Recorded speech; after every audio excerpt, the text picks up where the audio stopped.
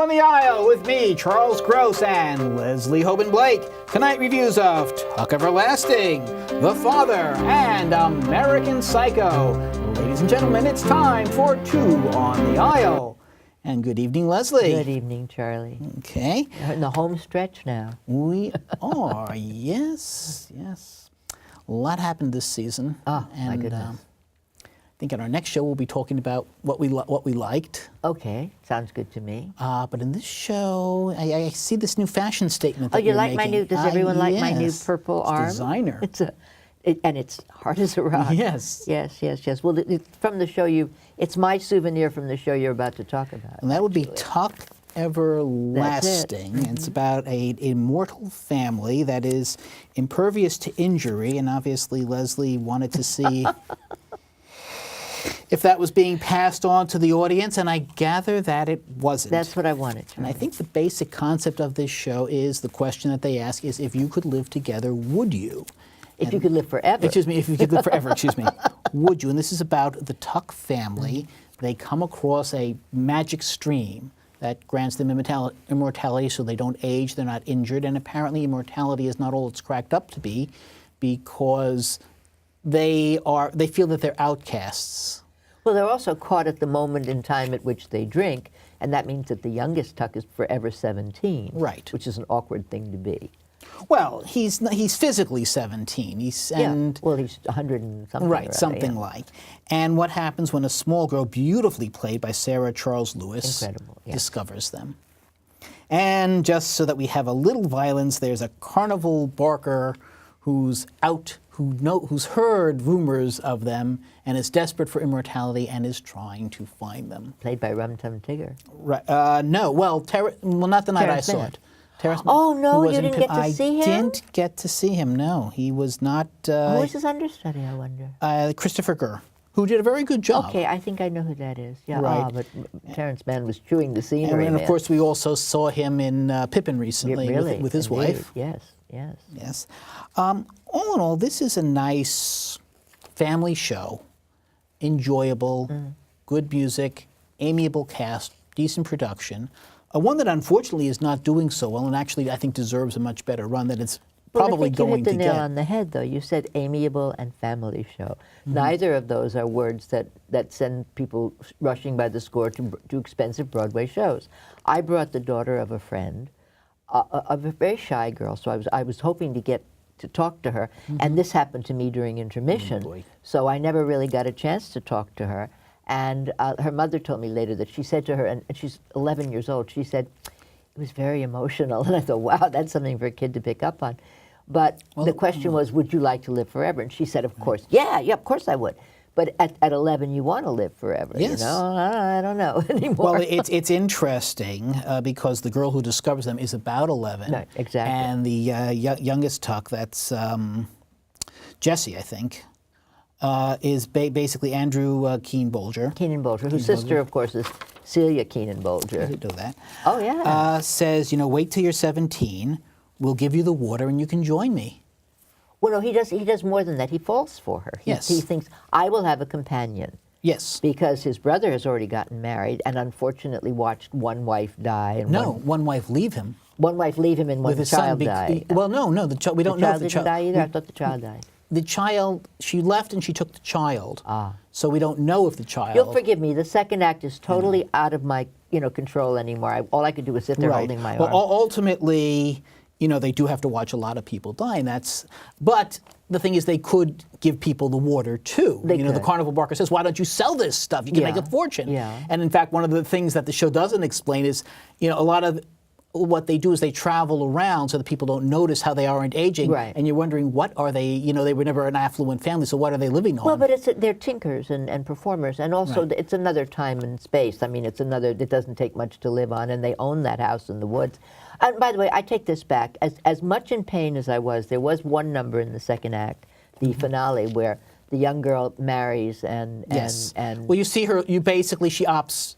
I guess it's not giving anything away because this is a well-known story. Yeah, she opts not to go away with him, not to join. And we see her life. And you see her life in a stop-action dance sequence. Right. And the dances are charming, and Yes. the show is charming. Again, Very not words much that are so. going to send people out to spend Broadway money. But certainly worth the while to see. But if And you're taking I a think child, it's expensive.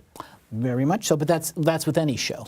You can True, take them to but Wicked, if it'll be if a expensive. child is being you take them pitched to at- Hamilton, it'll be really, really expensive. Yeah, but if the show is pitched at kids, Right. then you have to think about, I mean, a circus, Big Apple Circus is a lot less expensive than the show. True. True, but kids do go to the theater, and I think this show, even if it does not have a long Broadway run, will have a life because it is a charming show, a very enjoyable It is. one. I don't recall. You have the playbill, and I don't. I don't recall who did the music and lyrics and whatnot. Do you have that handy? Yes, I have that. Well, Casey Nicolau. Casey Nicolau directed. Of course, he directed did Something Rotten, and yeah. Right. Claudia Scheer and Tim Fertel did the book. That's what I wanted to say. Claudia Scheer would be the last person I would think of to do this because she did the Mae West show. And, Right, Dirty Blonde. Dirty Blonde, and she's Blown Sideways Through Life. Blown Sideways Through Life. So, but she did a lovely job of adapting it. As did Chris Miller, who did the music, and Nathan Tyson, who did the lyrics. It's a very enjoyable show. I'm going to give it 3.5 playbills.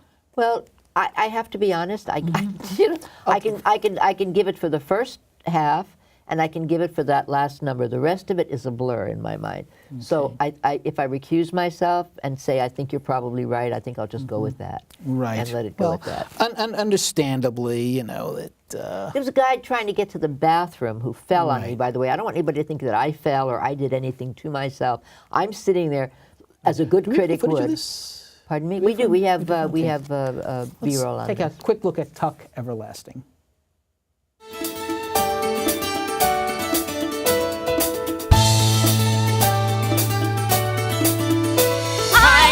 Partner in crime, someone to share in the view.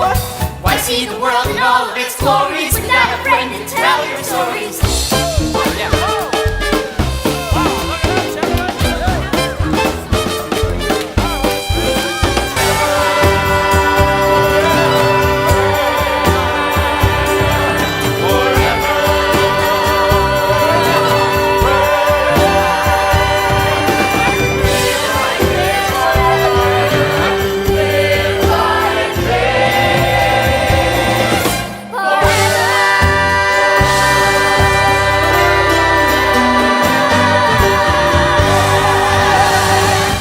Again, I just wanted to make sure everybody understood that I did not hurt myself. Right. I was hurt in the line of duty. Yes.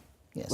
As any good critic you should. get hazard pay. Yes, I get to get hazard pay, hazard right? Pay, yes. That'll or be as the I day. said the other week, Leslie, you don't. When you wanted to be in the cast, I really wanted to be in the cast. Yes. Right. And The it's break a purple leg, cast. not Yes, an arm. I So, know. Well, this is okay. my homage to Prince. What can I say? Yes. Well, but Leslie, let's face it, you got off pretty easy compared to most of the cast of Psycho. Oh, American Psycho. American most Psycho. of the I should say most of the characters. A very neat in a very neat segue. I was going to say very neat Psycho. A very neat segue. This is our American Psycho black and white picture. American Psycho takes us back to the ring-ting-ting days of the 1980s and uses some of the music from the 1980s. It's kind of disaster covered the 70s. This covers and the 90s. Because the 90s are just Trip starting. of Love was the 60s to the 70s. So we're all the past. So we're covering the whole. Everything old is new the again. second half yes. of the 20th century. Everything basically. old is new again.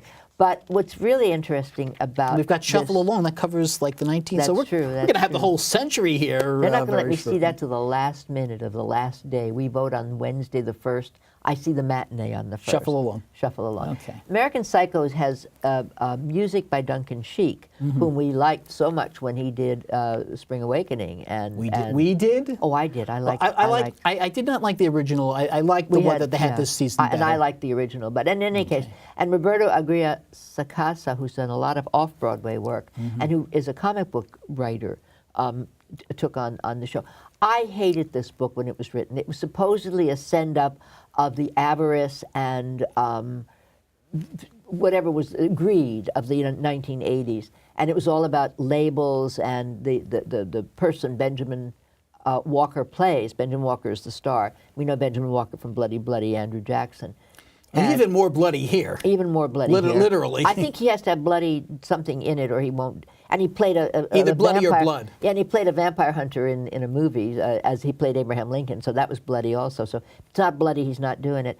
But what I wanted to say about this was that when I read the book by Bret Easton Ellis originally, or when I tried to read the book, I had to close it.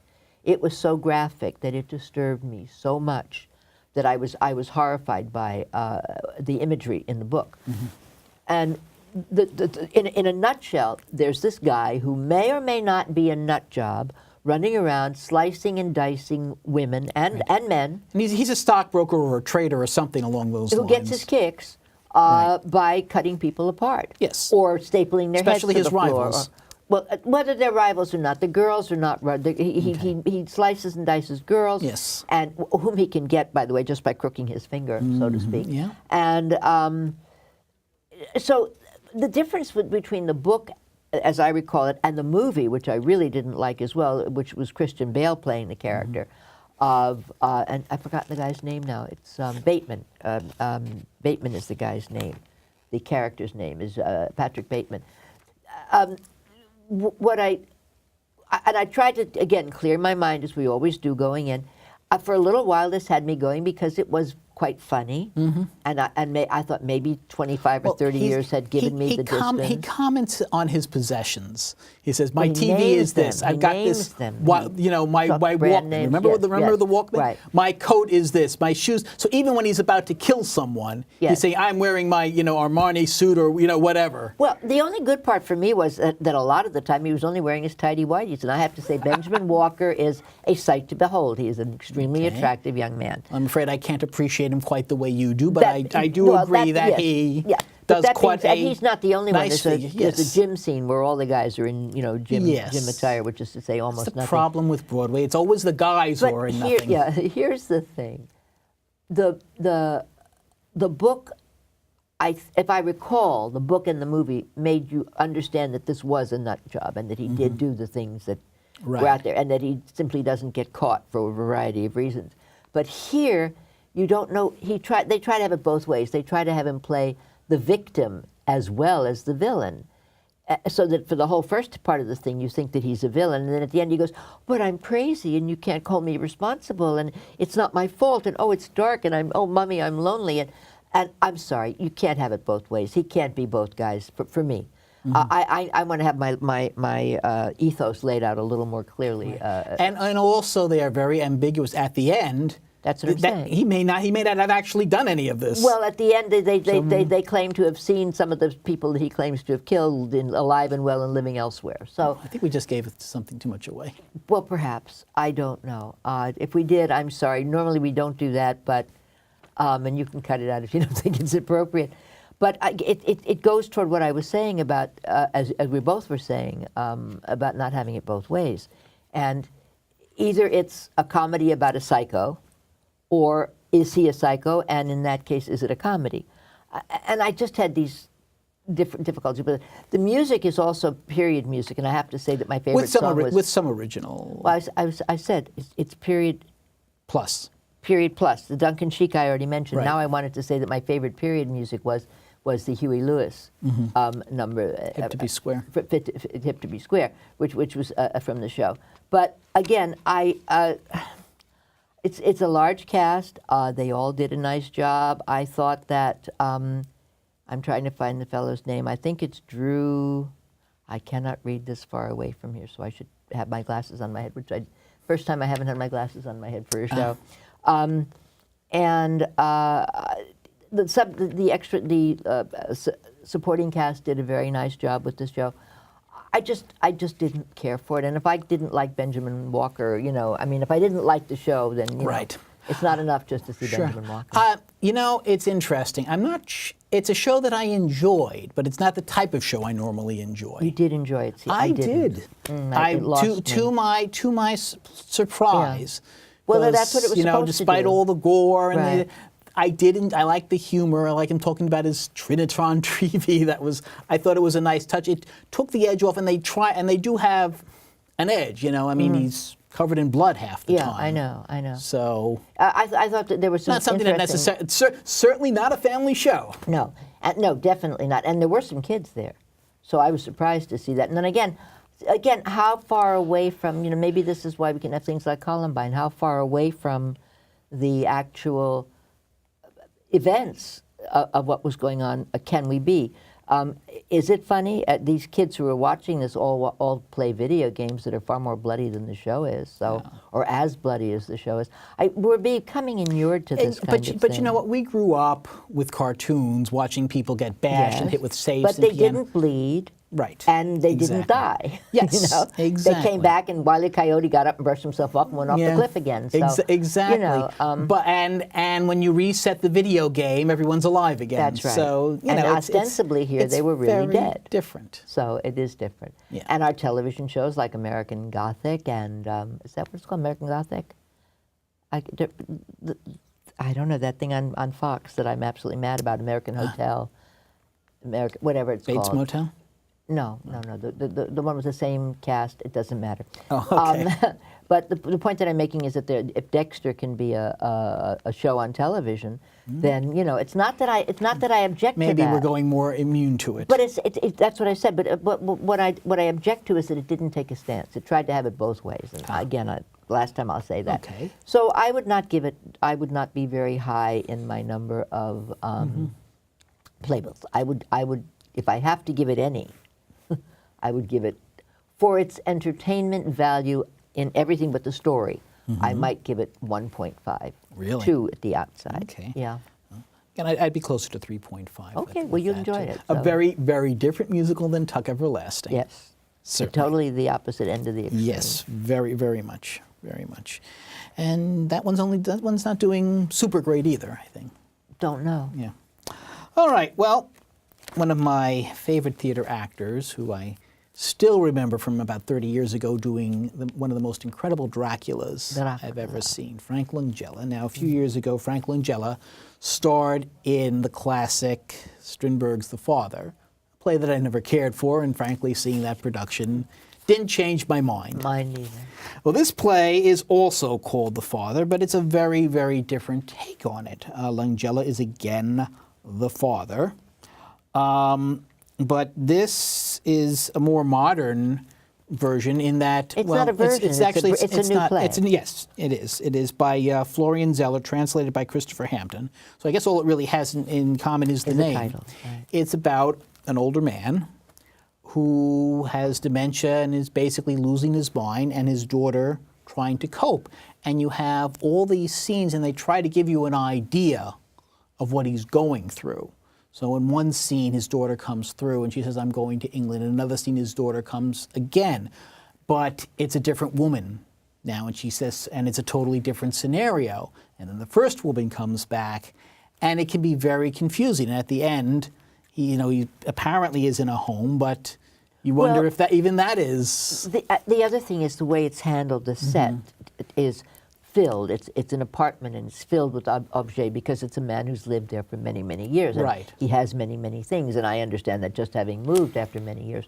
And then in each scene, there's a little bit missing and a little bit missing, and then you realize that it's also his mind is also missing some things. Yes. And he doesn't know what's going on, and it makes us go through it with him. Yes. I wanted to put needles in my eyes when the show was over, because as brilliant as he was, and he was brilliant, I didn't really want to see this. I just lost my father 2 years ago. I didn't lose him to dementia, but he had the same kind of anger that this man has, and it was like very, very difficult to sit through for me. Right. And I had a chance. We're going to show not only a scene from it, but hopefully you're going to super in the photo of me with him at the nominees party. Certainly. And at the nominees party, For the drama desk. For the drama desk. Yes. And as I said to him then, I said, "You are brilliant. I'm sorry I had to sit through it," because I said it blew me away. He said Right. He said, "Yes, everybody says that." He said, "Everybody has a cousin or an uncle." He had a brother who went through this. I had a very interesting incident recently because about a week or two, within the last week or two, my great aunt died. She was like 99 years old, and she had dementia for many years. And I really never got to see her like without that. Well, with it. Oh, I But see. you know, my cousin would tell me, you know, she doesn't recognize me, but the comic value kind of came out there because, well, I'll tell you how. You know, a comical story, because my aunt was a nurse, and there were times when she thought she was working in the nursing home. I see. So the time she Oh, would I see. actually So- roll up her sleeves, Oh, that's and she'd go to interesting. work. Yeah. Oh, well. Yeah. So How long was she in a nursing home? for quite some time, you know, at least 5 years, probably longer. As I said, she was 99 years Yeah. old, and she just. Well, what did you think of the play as a play? I enjoyed it very much. You enjoyed It was see, very. It was enjoy gripping. is not a word I can well, use. I took our producer to see it. You know, and she loved I it. have elderly parents, but they're still with me, Yes. and I have my wife has an elderly. Her mother is 90, but they pretty much. They have it all. Pretty much, yeah. So Well, I, mean, met your parents. I took Yeah. one of them to see Fiddler. I Yes, remember, yes, thank you so much. I actually returned to Fiddler with my mother-in-law and my daughter and my wife, and I have to say, multi-generation loved this show. I think I gave it 4 playbills. yeah, but we should Yes, stick I'm with going to this up it one to for now. 5, but Okay, we'll all get right. back. We'll get back to Okay. that. But it's a towering performance by Frank Langella. Yeah. Also, Catherine Erb, who plays the daughter Yeah. most of the time, Yeah. and they're let's see, Catherine McNenny and Hannah Cabell play 2 of the other women, alternate roles. One plays Anne at one point, one plays a nurse or a companion for whatever. Again, it's very nicely done. It's maybe a little gimmicky, but it just works. I didn't find it gimmicky. I find it frighteningly realistic. Right. That was my problem. Well, that's the problem. Well, you had to live Yeah, into something. and I couldn't distance myself enough. Right. To just sit and back that's and it was too it's soon hard for me. It was yeah. too soon for me. I think if you saw this with distance, Perhaps. you would But again, like I could it. still see what a brilliant performance was. Yeah. He was on our friend Michael Riedel and our friend Susan Haskins' show Yes. on Channel 13. He did a whole half hour, and he Wow. talked about how he approaches his work now, how he feels about acting now, the difference when he was a young man, and we were talking about Cry of Players when we met, and he was talking about it on the show as well, and just to think of him as that handsome young, strapping man, and he's still a handsome man, Yes. and he still has all his faculties, Well, and he's still tall, and Yes. but and he Well, said he said he would just as soon never do another show if he couldn't have this kind of role. Doesn't have to be this dramatic, but he said if there was for any reason he would just go back and write another book, and he wrote a wonderful book the last time. All the people he knew, and he told the real truth about Oldham because they were all dead, so he didn't pull any Right. punches. Well, he most recently he did Frost Nixon, which was fabulous. And he's in the new All the Way, the television The television version show, of the which I think you saw. I loved it on stage. I have not seen the I saw it television a couple version of yet. nights ago, yeah, but you can't miss it. It's phenomenal. Oh, It's even better. I 100% intend to even see better it. for having him in it, to be honest. So, That I'm sure of. But the thing about his Dracula, what everyone was saying, it added a sexual element right, to the play, which really had not been present with Bela Lugosi. right. And that was kind of like, I don't know if that was the last time Dracula had been on Broadway, but that's, Don't know. I That- didn't that realize was the Dracula was on comparison. Broadway. I thought that was the movie. he did, well, he did it on Broadway? I he did didn't it even on know Broadway, that. and that inspired The movie? which I have to say was not in the league of the theater performance. And Edward Gorey did the sets. Yes, I remember the sets vividly. And so yeah. that really, and again, I won't say that's kind of what put Frank Langella on the map. No, I thought Cry of Players had- put him on the map. Well, this enhanced. That I think, enhanced, certainly, yeah. every time, I will see him Dracula doing. got him to Hollywood. Yes. Dracula got him to Hollywood, which is a different kind of map than we. Okay, well, he got him on that map. Yeah. And I'm sorry that the movie wasn't as good as the I play. don't know that you can really get the flavor But- of what it is that they're trying to do from this little bit that we All right, well, let's showed, take a but quick look. And this is The Father.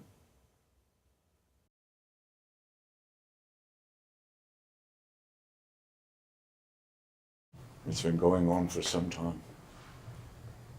Strange things going on around me. Haven't you noticed?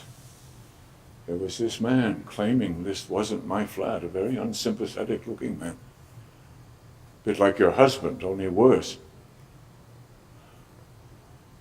You understand what I'm saying? In my flat, he told me. You understand? this really takes the cake. He told me that this wasn't my flat, but this is my flat, isn't it? This is my flat, isn't it? Tell me, Anne. This really is my flat, isn't it? And in some ways, this may be scarier than American Psycho, Yes, because yes, look, you're and probably that- not going to run into a crazy stockbroker, Yeah. but this could be It's down something the waiting road. for Yeah, for all of yeah, us, unless we have the good sense. But brilliant, brilliant acting. Again, take it's a, off it's a before, limited yes. run. It's a Manhattan Theater Club show, so there is not. Did mention who the director was? It's Doug Hughes. Yeah. And Doug Hughes, of course, is a brilliant director. Yes. And just everything is perfect. I mean, you couldn't ask for a better job of directing. And the scenery is divine, and all of it is, everything falls into place. I'm going to give it 3.5 to 4 playbills. I would say it deserves 4. My feelings aside, Yes. my emotional attachment to it has nothing to do with its brilliance as a piece of theater. Okay. We seem to have a couple of minutes. Oh, do we? Okay. So, what would you like to talk about, Charlie? Well, I thought we might talk about plays, not musicals, that we enjoyed this season. This season? Absolutely. What I did you have enjoy? one on Broadway and one off Broadway. Okay. Well, actually, you reminded me of another one earlier. I was going to say Cloud 9 was my favorite Okay. off-Broadway show Okay. as a non-musical, and my favorite on-Broadway show that just blew me out of the theater, and I talked about it at the time that we reviewed it, was Blackbird. And the two-hander where every fiber of my being and every fingernail on my hand was just aching from what was going on. Yes, yes. I thought incredible Blackbird acting. was an incredibly sharp, Yeah. good surprise at the end, beautifully casted. I think it's the yeah. new casting that made it so much better for me than it was. I Right. mean, I saw Cloud 9 years and years and years ago, and I don't remember the cast. Right. I looked it up, and I saw who it was, and I was so surprised who it had been. Well- But who were yours? Well, there were 2 comedies that I really enjoyed okay. this year. One was the revival of Noises Off, Yeah, which yeah. is an incredible farce, a wonderful physical comedy. Macon Hilty, I think, stole the show. That role always does. Well, but generally it's the role that Andrea Martin played that people are, and I liked Andrea Martin, but she was not, I had expected, given, from her performance in Act 1 and in Pippin, I Right. was expecting We brilliant talked about things. And that, I she remember. had I given a agreed good with you, performance, yeah. but I still really enjoyed Yeah. that. And then off-Broadway, another comedy, Barbecue, which starts off, it's a little strange in the first act because one scene you see a white family, and then the second scene you see a black family that appears to be the same Right. family. And we did talk it's about all that at length. resolved. It's Robert O'Hara's, and Yes. I did enjoy that very, very much. It was excellently. And this was off Broadway at the Public, Yeah. which was very busy this Yeah. year. Well, yes. As a matter of fact, we have some stuff coming up, And we'll be in talking- our we'll be next talking show about that next about time. some of the stuff at the Public. But until then, when you go to the theater, look for Leslie and me. Us two On the on the aisle. aisle.